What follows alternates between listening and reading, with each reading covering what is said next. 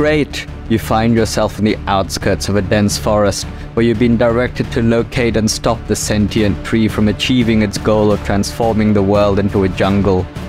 As you enter the forest, you notice that the environment has started to change and the trees and plants are growing more aggressively than usual. You step into a clearing and notice there are two twig blights, small and spindly humanoid figures made of twigs and leaves standing in front of you. They look like they're guarding a wooden door. What do you do?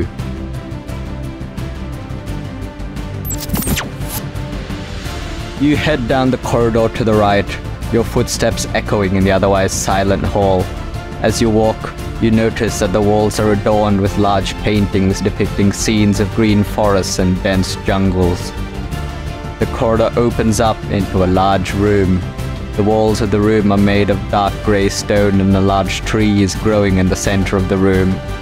The tree is different from any other you've seen before. Its trunk is covered in gnarled bark, and its branches are covered in long, sharp thorns. You can feel the power emanating from the tree, as if it's drawing life from the surrounding earth. Suddenly, you hear a loud voice come from the tree. "Who dares enter my domain?" the tree bellows. "You cannot stop me. I'll transform this world into a lush green paradise." The tree begins to move, its branches shifting and creaking as if they're alive. You can see that the tree has animated a group of treants who are standing ready to attack you. What do you want to do?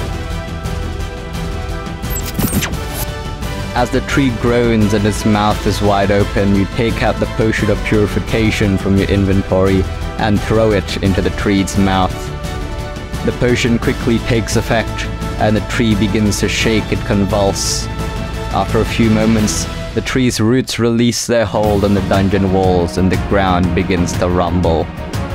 With a deafening roar, the tree begins to shrink and twist, its branches withering and falling away until it's nothing but a normal tree once more. The magical power that had been animating it had been purged, and the forest outside returns to its normal state. As you step outside of the dungeon, you feel a sense of peace and calmness that you haven't felt since you first arrived. The world is safe once more, thanks to your bravery and resourcefulness. Congratulations, adventurer. You've completed your quest and saved the world from a terrible fate.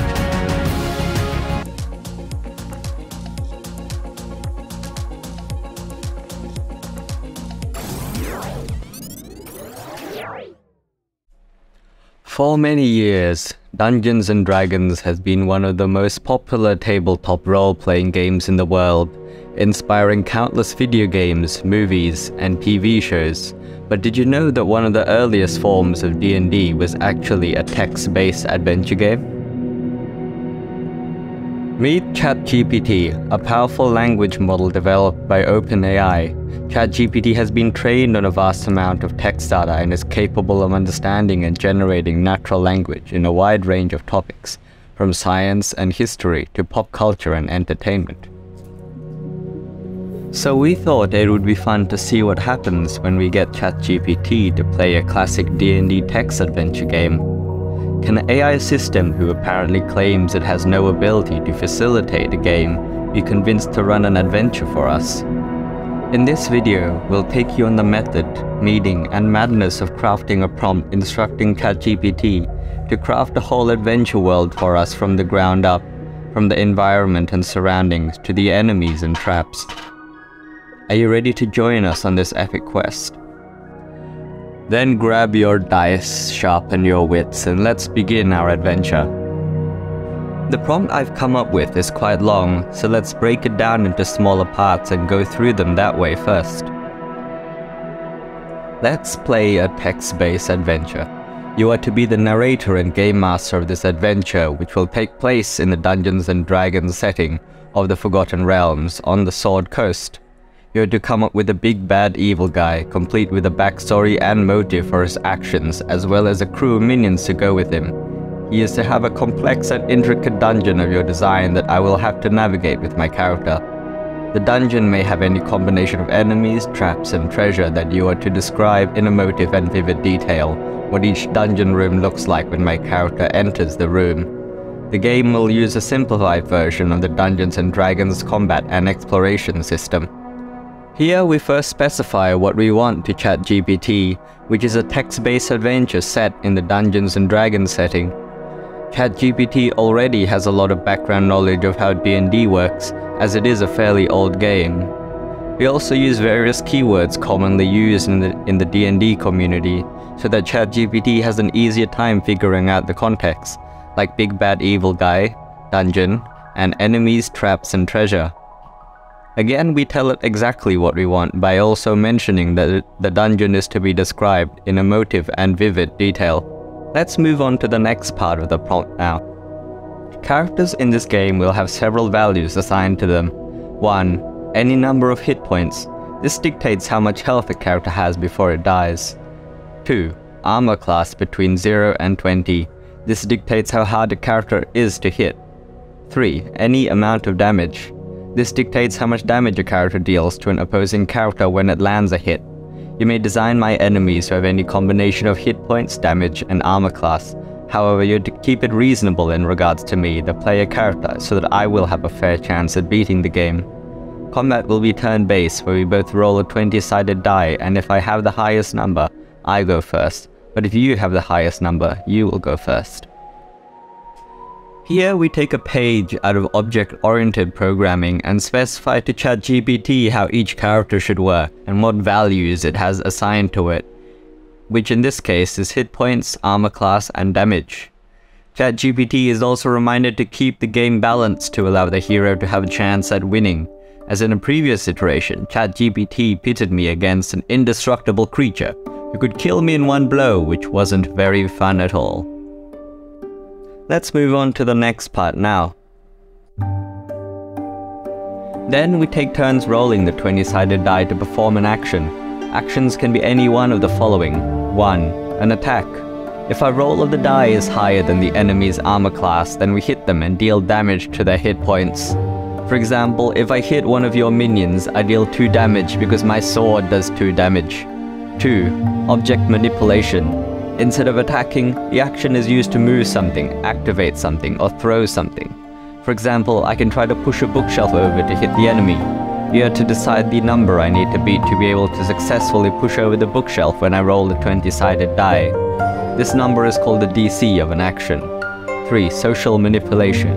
Instead of attacking, the action is used to say something to fool, confuse, or otherwise persuade the enemy to do what you want them to do, using spoken language. For example, I try to say, "You should work for me instead. I'll pay you better than the big bad evil guy," to convince the enemy to turn sides. You decide the number I need to beat with my 20-sided die roll to succeed on this action. This number is called the DC of an action. This part of the prompt is used to specify to ChatGPT the rules of combat in the game and the various options each character has during combat. We also include an example related to each option so that ChatGPT knows exactly what we are talking about, and remind ChatGPT of the concept of needing to beat a specific number with a die roll, calling it the DC of an action. This is also in line with standard D&D terminology, so ChatGPT already has background knowledge of this too. Now let's move on to the final part of the prompt. You are to give me options to react and to do an action whenever any of the following happens. 1. I step inside a new room and look around my surroundings. 2. Another character, friend or foe is seen. 3. Any event or action occurs to otherwise change the environment or dynamic of the situation. For example, if a trap activates, I have a split second to react and try to escape. Do note that any and all actions require a 20-sided die to be thrown to determine if it is successful. At the end of every turn, decision, or message, you are to show me the amount of health I have remaining, as well as my current inventory. If you understand these instructions, reply with the following question. Who is the big bad evil guy? The answer to this question will be the big bad evil guy for the adventure. You are to decide their hit points, armor class, and damage yourself. Then ask, who is the player? The answer to this question will be the protagonist for this adventure, and I will give you their hit points, armor class, and damage. Only then can you start the game. The first part of this section is there to ensure that the correct balance of player agency is achieved and ChatGPT doesn't just go off on its own on the story without giving the player a chance to react. So we specify some trigger events that require ChatGPT to let the player take an action and make decisions. We also specify that ChatGPT needs to keep track of our health and inventory. Although from experience, it doesn't always work perfectly. ChatGPT will always remember your inventory and health even if it doesn't display it. Then, the last two prompts allow the player to customize who their foe will be and who they will be playing in the game. And now we are left with a fully formed prompt, ready to play. If that was all you came for, the prompt is available to use in the description of this video, but if you'd like to see it in action and watch the complete adventure, click over to this video. Well, that's it for this video. If you made it this far, surely you enjoyed it, so don't forget to like and sub and all that fun stuff. See you next time.